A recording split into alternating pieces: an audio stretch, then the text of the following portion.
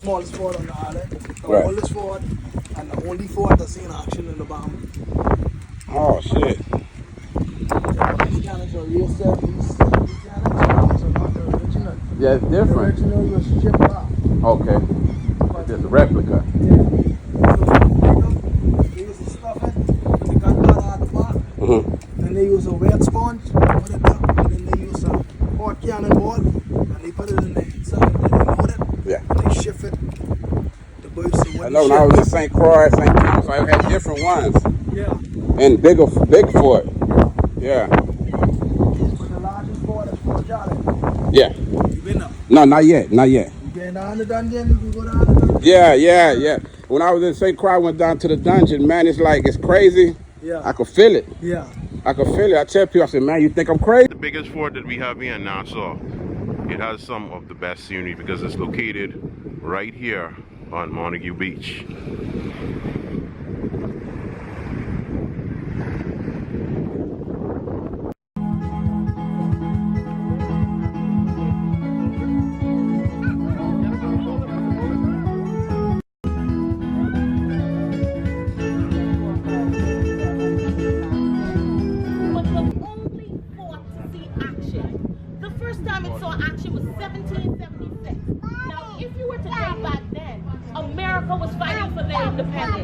The U.S. Marines had just gotten started, and under Commodore Ezekiel Hawkins, their first mission was to come out and search for gunpowder for their journey. March 1st, 1776, 200 U.S. Marines, 50 sailors, parked their boats on the eastern end.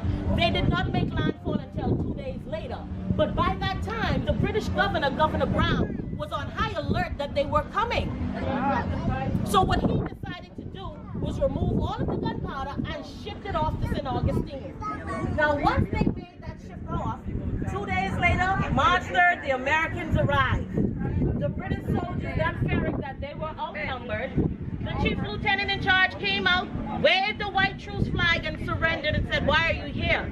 They said, "Well, we only came in search of the gunpowder. No one will be harmed." He said, "Too late. Governor Brown already shipped that powder out." Hearing this, the Americans got highly upset, went down to the governor's mansion, captured Governor Brown, and raided his residence. In the raid, they found 100 muskets, 40 barrels of gunpowder that he was unable to smuggle out. But Governor Brown got highly upset because you know what they did? They raided his liquor cabinet. So he was furious. After the raid, they came back to the fort, hiked the Confederate flag for 2 weeks. So for 2 weeks, the eastern end was underneath American rule. March 17, 1776, the Americans are heading out. Governor Brown, still highly upset and furious, said, "You know what? Fire our shots at them, let them know never to return its British territory." Shots were fired. They turned back around and took Governor Brown as a hostage. He was then later traded on their way to England for Lord Stirling. Lord Stirling was an American general who was captured by the British in the War of Long Island. So they said, "You know what? We need Lord Stirling. We don't need Governor Brown." They gave Governor Brown up. He was not seen or heard from until 2 years later. But ladies and gents, this fort was captured again in 1782 by the Spanish, who came with 5,000 soldiers. Once again, this time, those British soldiers dropped their weapons and ran. The British did not regain full control over the eastern end until almost 1 year later, 1783, under Colonel Andrew Devoe. He was a loyalist. Remember, the loyalists were those who always wanted to remain loyal to the crown. So he said, "You know what? I'm going to win the country back for my king." He decided that he only came with 220 men, but he had a plan. What he did is he called a friend from a neighboring island, a fellow loyalist from Harbor Island. He said, "I want you to meet me at Nassau on this day and time at Fort Montagu." They agreed. Colonel Andrew Devoe came in with only 220 men. On each boat, 25 soldiers. In plain sight, the Spanish could see 25. Out of sight when they reached landfall, only 15 got off. The other 10 were dug down in the boat and head back out. 15 more are going to join that group, taking the number back to 25, and they're going to repeat that same process over and over until the Spanish said, "You know what? We may be outnumbered." Then looking over to the west, here comes this boat with the big British flag flying high. And so the Spanish said, you know what? I think we're surrounded. They willingly surrendered and left. But there is a twist to this story. Why would 5,000 soldiers give up so easily? Well, 2 weeks prior to Colonel Andrew DeVille coming, there was already talks of a peace treaty. The Spanish agreed that they release all stronghold of Nassau.